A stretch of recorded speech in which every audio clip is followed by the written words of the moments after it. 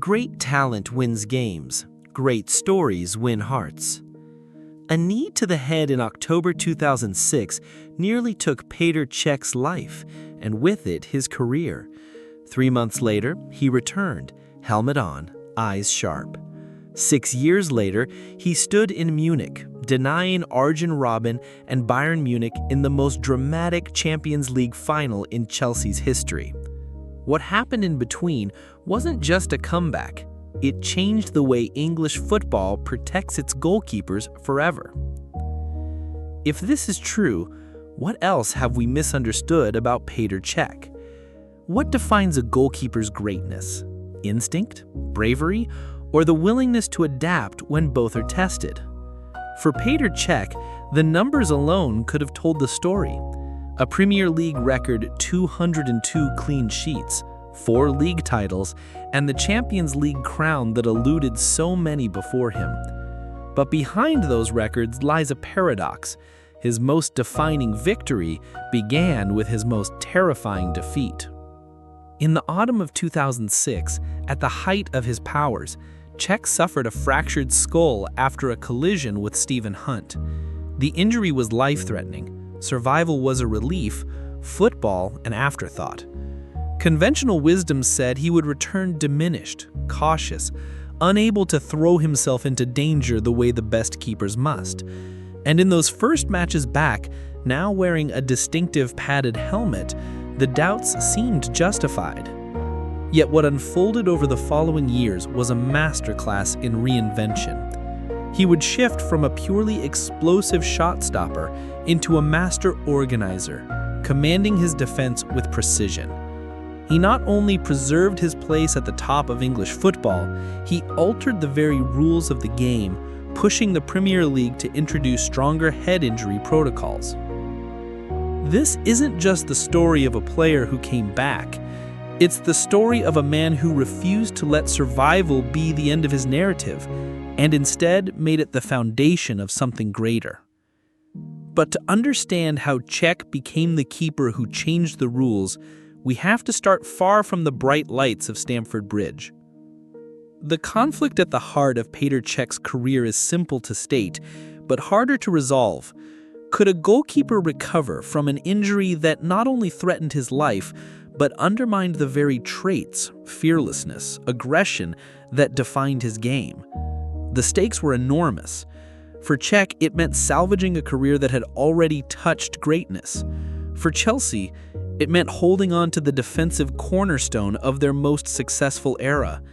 And for the sport itself, it meant confronting an uncomfortable truth, that head injuries were not being treated with the seriousness they deserved. The reward if he succeeded would be more than trophies. It would be the proof that intelligence and adaptability could match raw courage, and the legacy of a safer game for those who came after. To see where that resolve was forged, we need to go back to the beginning, long before the helmet, the headlines, and the history-making nights. Petr Čech was born on May 20th, 1982 in Plzeň, then part of Czechoslovakia, into a modest, hard-working family. His father, Václav, worked in the local engineering sector, while his mother, Libuše, had been an athlete herself, competing in javelin at a national level. Sport wasn't just encouraged, it was embedded in the family's rhythm. As a child, Čech's first love wasn't goalkeeping. He played as a winger, relishing the thrill of attacking runs until a broken leg at age 10 forced a change. Standing in goal during his recovery wasn't meant to be permanent, but something about the role fit him instantly. His height, already above average for his age, and his sharp reflexes made him stand out.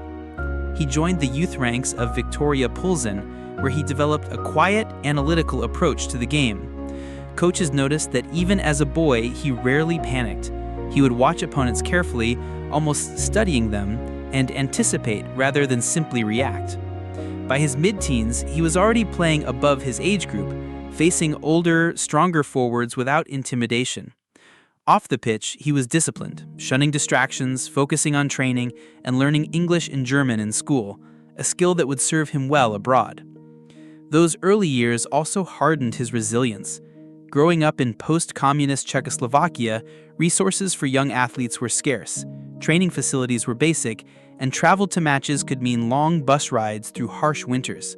But Čech never complained. As he later reflected, "When you grow up with less, you learn to make the most of everything you have." This combination of early adversity, discipline, and a mind wired for anticipation would become the foundation of his professional career. The boy who once ran the wings was now preparing, without even knowing it, for a life guarding the last line of defense. That preparation would be tested when he stepped into the professional game, where talent alone was never enough to survive. Petr Čech's professional journey began at Šmíl Bušany, a small club in the Czech First League in 1999. Barely 17, he found himself thrust into the senior side, facing seasoned strikers who were older, stronger, and far less forgiving. It was a baptism of fire, but his composure and decision-making impressed those who mattered. Even in defeat, Čech's ability to organize his backline and make instinctive, critical saves stood out. In 2001, he moved to Sparta Prague, the country's most decorated club. This was a significant leap. Not only was he now in the spotlight, but he was competing in European competitions. His breakthrough moment came in the 2001 to 2002 UEFA Cup, where he set a new record for minutes without conceding a goal in European competition. An astonishing 903 minutes, breaking the previous mark held for decades. UEFA and domestic media alike hailed the young keeper as one of Europe's brightest prospects. That summer, Čech represented the Czech Republic at the 2002 UEFA Under-21 Championship. His performances in the tournament were decisive, most notably in the final against France, where he saved 2 penalties in the shootout to secure the title for his country. It was a first taste of silverware, but more importantly, it was proof he could perform under the highest pressure. By 2002, European scouts were circling, and it was French club Rennes who secured his signature. Ligue 1 was a different challenge, a faster pace, more physical forwards, and an entirely new culture. Čech adapted quickly, learning French within months and becoming a vocal presence in the box. His first full season saw him keep 12 clean sheets, remarkable for a club battling relegation. Rennes fans nicknamed him Le Phénomène, and for good reason. It was in France that Chelsea scouts took note. Manager Claudio Ranieri and incoming coach Jose Mourinho were building a squad to challenge for the Premier League title, and they needed a long-term successor to Carlo Cudicini. In February 2004, Chelsea confirmed the signing of Petr Čech for around £7 million, then a record fee for a goalkeeper in England. By the summer of 2004, Čech was in London, ready to prove himself in the most physically demanding league in the world. What came next would not just cement his place in Chelsea history, it would redefine the Premier League standards for goalkeeping. His first season at Stamford Bridge would be more than a debut. It would be a statement. When Petr Čech arrived at Chelsea in the summer of 2004, few could have predicted how quickly he would dominate the Premier League. At just 22, he displaced Carlo Cudicini, considered one of the league's most reliable keepers, as Jose Mourinho's first choice. It was a bold move, but Mourinho saw in Čech a rare blend of technical precision, physical presence, and emotional calm. The 2004-2005 season became the stuff of legend. Čech kept 21 clean sheets in his first 29 league matches, shattering records along the way. By the end of the campaign, he had conceded just 15 goals in 38 games, a record that still stands. Chelsea won their first league title in 50 years, powered not just by their attack, but by a defensive solidity anchored in goal. One moment stood out above the rest. In February 2005, at Ewood Park against Blackburn Rovers, Chelsea clung to a narrow 1-0 lead. A deflected shot in the dying minutes seemed certain to roll in, but Čech, wrong-footed, twisted his body mid-air to claw the ball away. The save was as much about reflex as willpower, and it summed up the season. Mourinho called him the best goalkeeper in the world before the campaign had even ended. The accolades poured in: the Premier League's Golden Glove, a place in the PFA Team of the Year, and the Football League's Best Goalkeeper award. Yet what was more telling than the trophies was the respect Čech commanded from defenders like John Terry and Ricardo Carvalho. They trusted him implicitly, adjusting their positioning to his instructions without hesitation. The 2005-2006 season confirmed it wasn't a fluke. Chelsea retained their title, with Čech again a wall behind an already formidable back line. His consistency was such that pundits began debating whether he belonged in the same tier as legends like Peter Schmeichel and Gianluigi Buffon. But at the height of this dominance, the game he loved would deliver its harshest blow. On October 14, 2006, in a routine Premier League match against Reading, Čech would face a collision that not only threatened his career, it nearly ended his life. The moment came early, the danger unseen, and it would change Petr Čech and English football forever. October 14, 2006, Madejski Stadium, Reading. Less than a minute into the match, Stephen Hunt charges after a loose ball. Petr Čech dives to collect. Hunt's knee collides violently with the side of his head. To the crowd, it's just another clash. To Čech, it's the beginning of a fight for his life. He is rushed to hospital with a depressed skull fracture, undergoes emergency surgery, and spends days under close observation. Doctors warn that another similar impact could be fatal. The headlines are stark. Čech faces career in doubt. Chelsea fans brace for the worst. Neutrals doubt he will ever play the same way again. Yet only 98 days later, January 20th, 2007, Čech walks out at Anfield, helmet strapped tightly, eyes fixed ahead. The black padded headgear, later manufactured by Canterbury, would become his trademark. Its presence was both a shield and a reminder of vulnerability. And in those early weeks, the whispers seemed justified. Fewer charges off his line, a split second's hesitation in 50-50s. Critics spoke of diminished bravery. But inside the Chelsea dressing room, a different transformation was unfolding. Čech began orchestrating his defense with greater authority, shifting focus from pure reflex saves to positional dominance. He studied patterns of play, adjusted his starting positions, and built a defense that relied less on last-ditch interventions and more on prevention. The stats reflected it. While his number of high claims dropped, his save percentage on close-range shots rose from 74% pre-injury to 77% post-injury, Opta.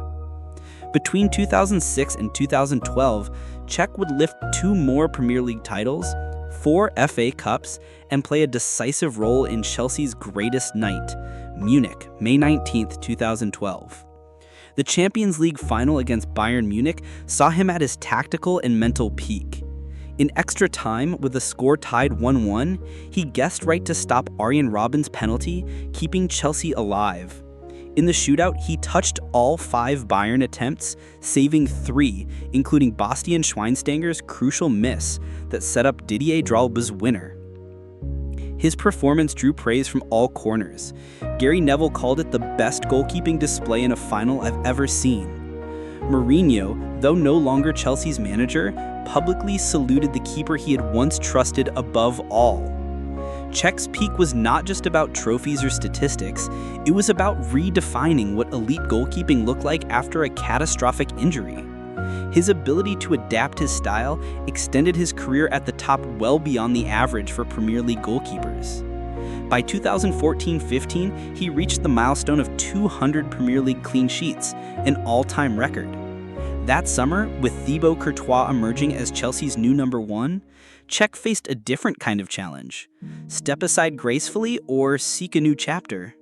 He chose the latter, joining Arsenal in 2015, determined to prove he could still perform at the highest level. At Arsenal, he added another Golden Glove to his collection in 2015-16, and while the silverware tally slowed, his leadership and consistency remained unquestioned. Teammates spoke of his influence in the dressing room, especially among younger players. Even in the twilight of his playing days, Čech's peak years remained the standard against which others were measured. He had gone from record-breaking prodigy to a model of resilience and adaptation, all without losing the competitive edge that defined him.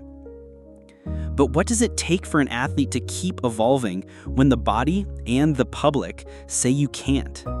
For Čech, the answer lay in embracing the very change others saw as a weakness. By the summer of 2015, Petr Čech faced a crossroads. After more than a decade as Chelsea's undisputed number one, the arrival and rapid rise of Thibaut Courtois pushed him to the bench. For a player who had built his career on consistency, the transition to a supporting role was jarring. Mourinho, back for his second spell, tried to balance loyalty with pragmatism, but Čech's appearances dwindled to just 7 league matches in 2014-15. Yet, even this professional setback showcased his character. There were no public outbursts, no burned bridges. When Arsenal offered him the chance to remain in London and reclaim a starting role, he accepted, despite the rivalry between the clubs. The move in June 2015 was controversial among Chelsea supporters, but Mourinho gave his blessing, calling Čech a model professional in his farewell. At Arsenal, Čech's impact was immediate. In his first season, he won the Premier League Golden Glove with 16 clean sheets, proving he could still excel at 33. His calmness and positional sense helped stabilize an Arsenal backline prone to inconsistency. Younger players like Hector Bellerin and Rob Holding later credited him with improving their defensive discipline. But time is undefeated. The physical demands of the Premier League and the evolution of the goalkeeper's role, especially the increasing emphasis on playing out from the back, posed new challenges. While Čech's distribution improved, it never reached the level of the new generation, typified by Ederson or Alisson. Mistakes, once rare, began to creep in under high pressing. His final season, 2018-19, was split between League and Europa League duties, culminating in the Europa League final against Chelsea, his past and present colliding. Arsenal lost 4-1, and Čech announced his retirement soon after. True to form, there was no bitterness. In fact, within weeks, Chelsea brought him back as a technical and performance advisor, bridging the gap between the playing squad and the boardroom. The transition off the pitch was as seamless as any of his saves. Čech applied the same meticulous preparation for scouting, recruitment, and mentoring that he had once devoted to match days. He was instrumental in player evaluations and reportedly played a key role in the return of goalkeeper Edouard Mendy in 2020, a move that helped Chelsea win another Champions League. Even in retirement, he continued to push himself physically, signing briefly with Guildford Phoenix, a semi-professional ice hockey team, proving that his competitive spirit remained unbroken. His final whistle as a player didn't close the book. It simply marked the start of a different chapter in a career defined by resilience. Petr Čech leaves behind a legacy that is as much about influence as it is about numbers. Statistically, his case is unassailable. A Premier League record 202 clean sheets, 4 league titles, 5 FA Cups, a Champions League, a Europa League, and the 2004-5 record of just 15 goals conceded in a season, still unmatched. But his impact runs deeper. He changed how the Premier League treats head injuries, becoming the most visible example of the need for rigorous concussion protocols. His trademark helmet became a symbol, first of fragility, then of defiance, and finally of intelligent adaptation. Every goalkeeper who plays today under stricter safety guidelines owes something to that collision at the Medeski. As a teammate, he commanded respect without raising his voice. Defenders trusted his positioning and leadership implicitly. Young players learned professionalism by watching his preparation. Managers valued him not just for saves, but for setting the tone in training and in the dressing room. Beyond the pitch, Čech's smooth transition into a leadership role at Chelsea proved his football mind was as sharp as his reflexes. He helped shape recruitment strategies, mentored goalkeepers, and carried the same standards into the boardroom that he once brought to the penalty area. He will be remembered not only as one of the greatest goalkeepers of his era, but as a man who turned survival into a blueprint for sustained excellence. And while his playing days are over, his influence continues, making the game safer, smarter, and more prepared for the challenges ahead. From a boy in Pilsen chasing footballs on muddy fields, to a Champions League winner in Munich, to a symbol of resilience and safety for goalkeepers worldwide, Petr Čech's story is proof that greatness isn't just about talent, it's about endurance, reinvention, and leaving the game better than you found it. If this journey moved you, there's another chapter of Chelsea history you can't miss. Watch our deep dive into Didier Drogba, the striker whose final kick in Munich turned Czech saves into silverware. Subscribe for more untold stories from the Premier League's greatest icons, and tell us in the comments which player's comeback inspires you most. Great talent wins games, great stories win hearts.